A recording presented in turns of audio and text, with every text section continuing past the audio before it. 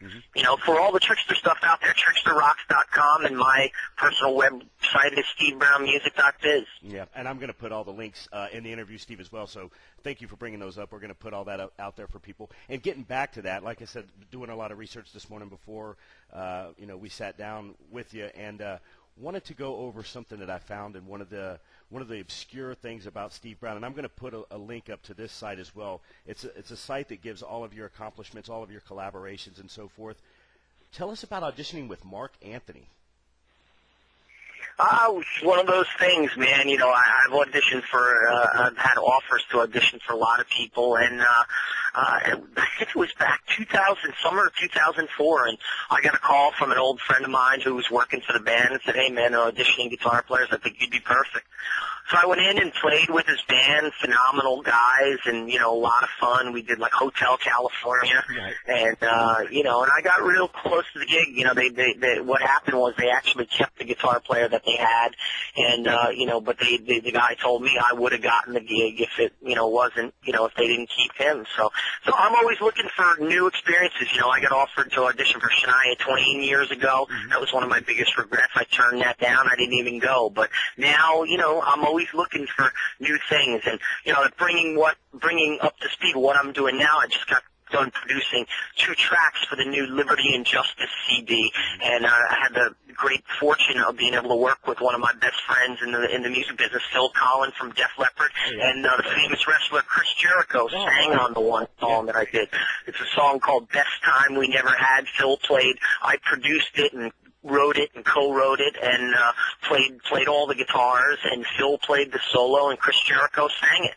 Yeah. Always thought Phil Collins was a phenomenal track. Yeah, Phil Collins was always an underrated guitarist. So that's great news. I mean, we'll definitely have to put a link up to that as well and keep everybody's eyes on that. Yeah, that's going to be coming out. You can check out go to Liberty and Justice, and you can see the caliber of players that are on it. And I did another song for that record, which Pete from Trixter sings on, and Bumblefoot, Ron Thal from Guns N' Roses, and Lita Ford fame plays the solo on that as well. Yeah. Well, we'll definitely have to keep an eye on that. Talking about the music scene, talking about all of your new music, and like I said, we're going to put that out in front of people. Want to know what new bands out there are doing it for you? Are there any bands that that we might not know about that? Because we're all '80s rock fans, and we go back to the old standbys, but we're always looking for new stuff, and that's why I like to ask the artist, who are you listening to now that does it for you? That's kind of a new band, Steve. A new band that does it for it. I love this new band called Veins of Jenna, which, I just got their new CD. My friend Brent Woods produced it and did a phenomenal job. And I think they've got the spirit of what rock and roll is, a reverent, debauchery mindset and just kicking ass. And I think the CD is phenomenal, so check that out. I love the new Daughtry record. He's a friend of the band, friend of mine. And, what else? I think the new Kiss record's great. I just went to see them Monday night down in Philadelphia and hung with the boys. Tommy Thayer and Eric Singer are very good friends of mine, as well as, old tour mates, Paul Stanley and Gene Simmons. Trixter toured with them in 1992 on the Revenge Tour. I think their new record is phenomenal. I listen to a lot of different stuff. Unfortunately, man, with the amount of producing that I do and, writing for other people and whatnot, I don't have a chance to really listen to too many new bands. But, I love the Saving Abel record. I love the new Rascal Flatts record, man. I'm a huge fan of that band. And stuff like that, and I think, Man Raise is something everybody's got to check out. That's Phil Collins' solo project from Def Leppard. Man Raise with Paul Cook from the Sex Pistols is on drums on that. That's an incredible record, and I really love that. Yeah. Like I said, I'm gonna link to the site. I'm looking at it now, Steve. While you're talking, yeah, man, you really do have a lot of irons in the fire. It seems like.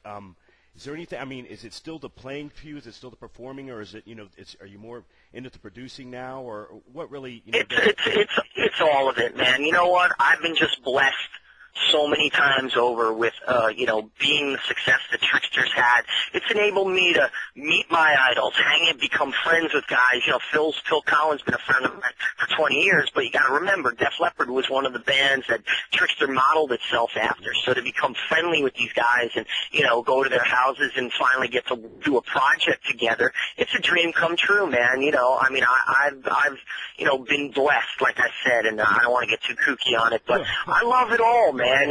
To be able to make money playing music every day and producing music and teaching music, and it's incredible, man. I'm one of the luckiest guys on earth. Yeah, well, anybody that has seen Trixter, anybody that's seen Steve Brown, when he's up on stage, he certainly enjoys what he's doing. I told Kirsten I wouldn't keep you long, and please don't tell her, because I bugged the hell out of her to get an interview with you guys, with you in particular, Steve, and then when you called, I didn't have my shit together.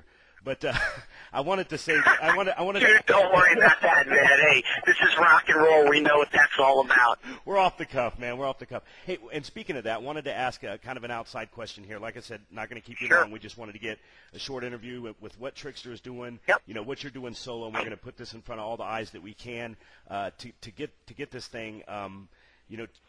Let people know that Trixter's back together. To let people know that they're still making music and things. Wanted to ask a quick question. I know you're a Jersey guy. Is it Phillies? You bet. Is it Phillies or Yankees? Oh, it's the Yankees for sure, man. I think the Yankees are going all the way. It's going to be, I pretty much think they're unstoppable. Yeah, that offense is something else. I wanted to ask, and I said, I bet Steve's a baseball fan. I said, I don't know if he goes down in his membership to Philadelphia or if he goes up to New York. So just had to ask, man. No, dude, I was in Philly the other night, Monday for the Kiss show when, the Phillies won the first series and, whatnot. But no, I'm a Yankees guy. A lot of the Yankees are, old friends of Trixter. Actually, Yankee Stadium used to play Road of a Thousand Dreams in during the 1993 season. Right. They used to play it in between innings and stuff. Really? And, so we've done a lot of stuff with them. David Wells, the Boomer, is a very good friend of the band, and, we've hung out many times, and I've been to many, many games, and we're all Yankee fans. I hear you. Hey, Steve, this is Football's another story, dude. What are you, Eagles? No, hell no. I'm a Giant. I'm a home team guy. I love the Giants and Jets, but I'm a diehard Giants fan, but I'll always support the Jets, but Pete's a diehard Dallas Cowboys fan. I saw that one of you guys linked to that. Or maybe it was Pete when I was looking around at so much stuff this morning, but I saw that and I thought that was kind of weird. And I was like, I thought they were all Jersey guys, but there's a Dallas Cowboy link on here and one of his interests or something. Yeah, he's into that. So we always, every time when the games are on Sunday, we're always texting each other, busting each other's balls about it. We'll try not to give him so much. Good to be a Giant. It's good to be a Giants fan this year. I'll tell you that. I tell you what, the past couple of years, they've turned that franchise into something real special, and Eli looks really good. Yep. Pete, like I said, this has just been a real pleasure and honor for me. I wish I was a better interviewer, man.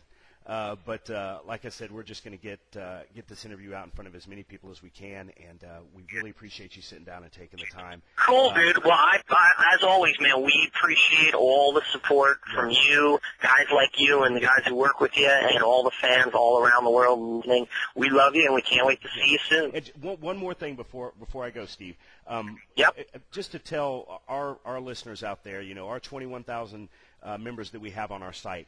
If you're out there, if you see Steve Brown coming into town, if you see Trixter, if you see Stereo Fallout, go out and see the live show, because these guys do it better than any of the acts that are going out there doing this stuff now. The bands that we grew up with, the guys that know how to do it, and like Steve has been saying, he's a working musician. These are how these guys continue to make the music we love. So if you see them out there, go catch the live show, because there's really nothing like it, Steve. I agree, man. Thank you. I couldn't have said it better myself. Hey, Steve, have yourself a great afternoon, man. Thanks for sitting down with us. Rob, thanks a lot, buddy. I'll see you soon. You bet, Pete. Steve, rock on. Sorry. Bye. Bye.